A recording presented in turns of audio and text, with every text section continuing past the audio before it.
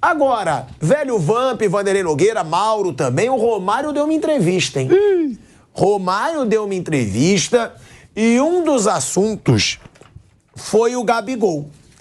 E aí o Romário, ele deixa claro, ele meio que compra o barulho do Gabigol, né? Por causa desse ano ruim dele no Flamengo. O Romário, abrindo aspas pra ele aqui, ele fala: é muito difícil fazer comparação. Foi até bom você falar do Gabigol. Por quê? O Gabriel, nos últimos 2 anos, tem jogado muito fora da posição na qual ele se consagrou como um dos ídolos da história do Flamengo.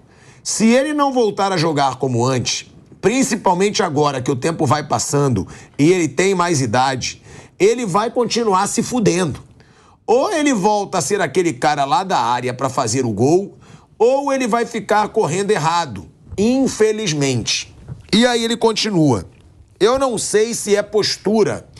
Claro que se ele, no entendimento dele, estiver se sentindo bem jogando onde ele está jogando, que é porra nenhuma, é um direito dele. Agora, se eu fosse ele, repensava: se eu fui o que eu fui, ganhei o que eu ganhei, fiz os gols que eu fiz jogando em uma posição e estou jogando errado, vou voltar para jogar na posição original? Vou voltar a jogar na posição original. E nessa posição que eu estou te falando que ele jogava, ele poderia até ser titular. Nessa que ele tá jogando, não vai ser titular em lugar nenhum, nem no Flamengo. Ele tá jogando errado. Ó, é bom deixar claro que o Gabigol, né, ele é da mesma galera ali do Romário. Eles são parças, é a galera que tá na noite, muitas vezes. Eu sei, inclusive, qual é a galera. Então, eles têm convivência. O Romário é um cara que sabe o que tá dizendo. Sim, ele tá direto com o Gabigol. Então, ele já deve ter falado isso para o Gabigol. Vocês concordam? Se ele está sendo um porta-voz do Gabigol, se é um porta-voz do Gabigol, ele está dizendo aquilo que é o que o Gabigol está sentindo. O Romário falou, eu acho que se esse desconforto for grande mesmo, eu acho que ele deve chegar no Tite e conversar.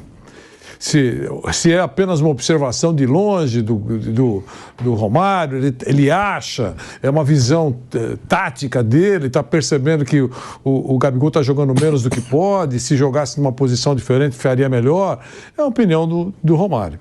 Agora, se ele tem essa ligação que você acabou de destacar aqui e sabe exatamente o que está passando pela cabeça e qual é o desconforto do Gabigol, eu acho que o Gabigol tem que conversar com o Tite. Eu acho que ele não tem que provocar um inferno interno, mas tem que conversar com o Tite e colocar para ele a dificuldade que está enfrentando.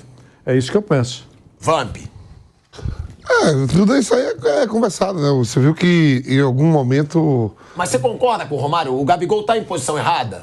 O Gabigol mesmo falou, lembra quando o Gabigol, a batata estava assando, que o Pedro começou a fazer o gol? Ele falou, não quero disputar na minha posição. Foi com o Vitor Pereira. Foi, né? Foi. Se resolve, o Tite está lá e conhece bem os dois, né? A gente convocou os dois para a seleção, né? Tá bom, mas você, como boleiro, jogador, você acha que o Gabigol tá na posição errada? Você acha que ele tem que, como disse o Romário, ele tá se fudendo.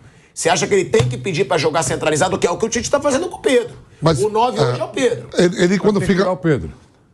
O que o Romário tá dizendo é isso. Então ele fica como o 9, mas não... centralizado, ele vai barrar o Pedro. Porque ele pode... ele não fica preso que nem o Pedro, né? Ele movimenta pra caramba, né? Sim. É isso.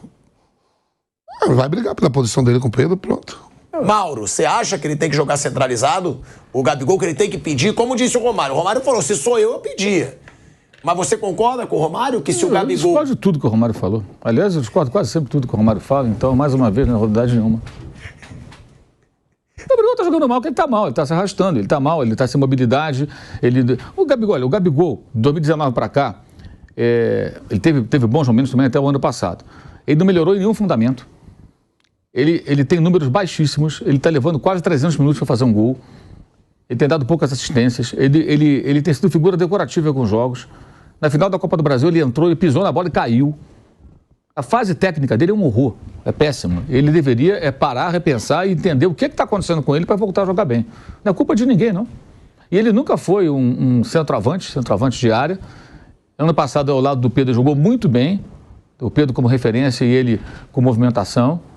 que o Pedro foi para a Copa e tudo. Até o Tite falou isso na própria entrevista quando ele se apresentou. Ele falou que, para mim, são caras diferentes. O Pedro foi porque o Pedro era um 9. Ele queria um 9 típico para ter no grupo.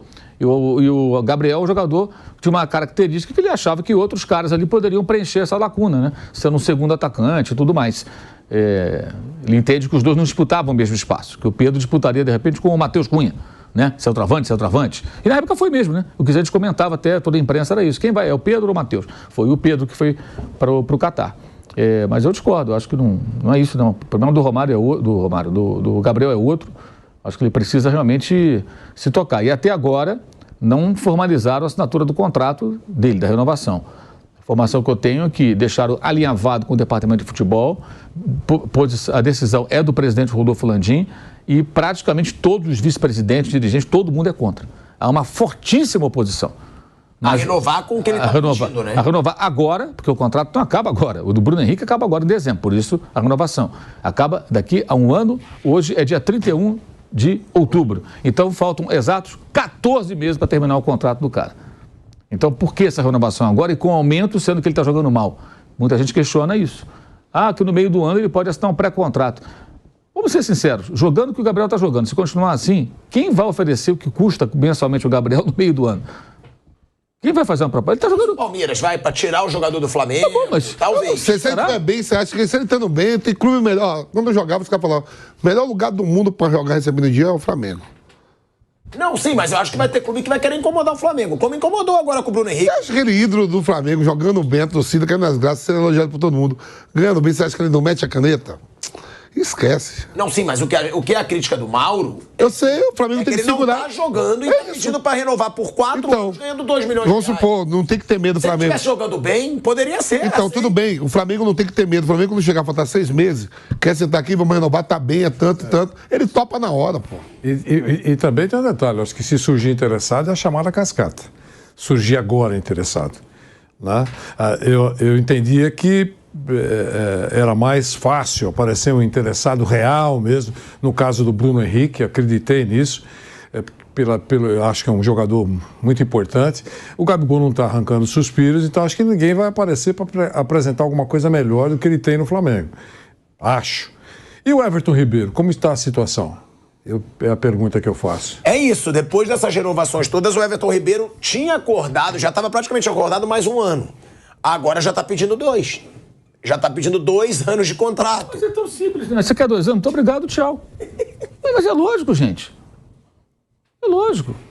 É verdade, mas abre um precedente, né, Mauro? Sim. Quando você vê Bruno Henrique acertando por 3 anos, Gabigol querendo 4, os outros vão pedir mais também. O que foi o Bruno Henrique vai fazer 33? Atenção.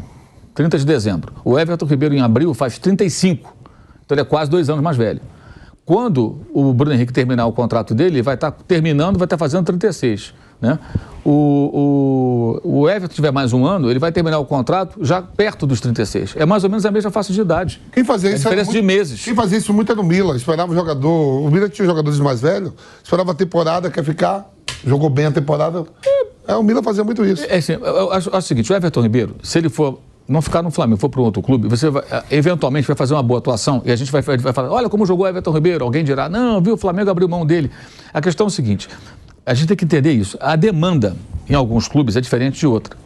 Quando o clube tem dinheiro para contratar, a torcida exige mais e quer uma entrega maior. Que o Flamengo não está entregando nada esse ano, pelo contrário, até, do que deveria ser. O Everton Ribeiro não é mais um jogador capaz de ter aquela regularidade de atuações que ele apresentava antes. Então, ou ele entende que ele agora vai ser um reserva, já é um reserva, e vai entrar em alguns momentos. Por um bom meio tempo. Exato, quando ele consegue render. Ele não tem mais força para voltar, marcar, fechar os espaços, ajudar o lateral. Ele fazia isso tudo, e bem. É natural, o cara vai fazer 35, gente, não tem mais 25 anos. Vai ter uma queda, com o jogo toda hora, não vai jogar todos os jogos. O Diego Ribas, o Diego é muito esperto, muito inteligente. O Diego poderia ter ido para o outro clube. Porque ele pensou, para eu ficar num outro clube, recebendo com atraso, possivelmente, um clube que fica brigando para não cair ou apanhando, eu vou ficar no Flamengo, eu sou o capitão, dono do vestiário. Minha família agora daqui. Pra caramba. Tô aqui, entro alguns jogos, minha família está aqui adaptada, porque os meninos dele nasceram lá fora, só moraram no Rio de Janeiro. Então tem isso, todo mundo adaptado. Por que eu vou sair daqui? Ele ficou por lá e foi renovando o contrato até encerrar a carreira. Jogava uma partida, jogava outra, vindo do banco. Se eu não me engano, pode jogar e mora lá no Rio. Sim. Continuou por lá. Ele mora no Rio. Continuou por lá. Os filhos dele jogam no Flamengo. Então, a realidade, assim, é que o Everton Ribeiro, ele que tem que entender. Agora, se o jogador quiser impor uma situação, o clube fala, obrigado, tchau. O clube tem que ter segurança de que mesmo que esse cara jogue bem amanhã contra você, que ele não está saindo. Você não tem que segurar o jogador porque ele não vai para outro lugar. Ele tem um direito de ir para outro lugar. Você não vai segurar o jogador porque a relação custo-benefício não é boa. É só isso. Porque você vai fazer um contrato com o Ribeiro até ele chegar com 36 anos para 37, por 2 anos. Faz um ano. E se você no ano que vem estiver bem, te renova de novo. Se você estiver voando com 37, 38, eu te renova outra vez. O caso do Bruno Henrique, eu já achei um exagero 3 anos. Mas tem um detalhe, o Bruno Henrique é um dos poucos jogadores que esse ano se salva. Que ele voltou de uma lesão grave e ele jogou muito bem. Então é um cara que ainda divide mais a torcida. A torcida fica assim, porra, é muito, mas é o Bruno Henrique.